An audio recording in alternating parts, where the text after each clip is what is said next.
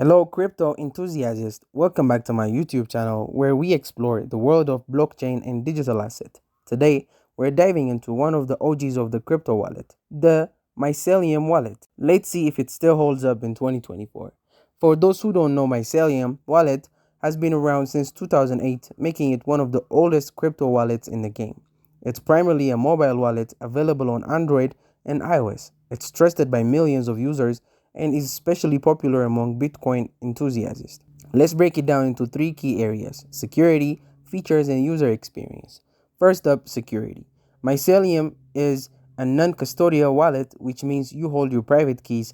No third party has access to your funds. It also supports advanced security options like hardware wallet integration with Ledger and Trezor. The wallet is open source, so the crypto community keeps it in check for vulnerabilities. But remember, being non-custodial means you're responsible for keeping your backup phrase safe. Lose it and your funds are gone for good.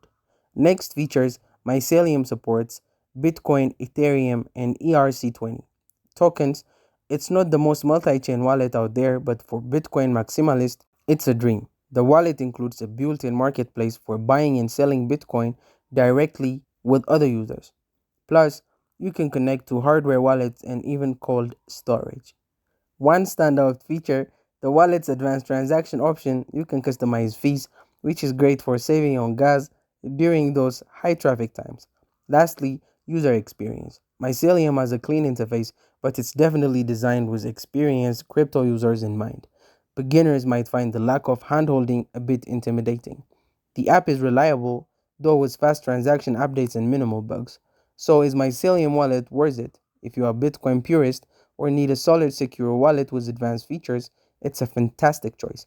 But if you're into multi-chain DeFi, you might want to look elsewhere. Thank you guys for watching this video. If this video was helpful, don't forget to like and subscribe to my YouTube channel.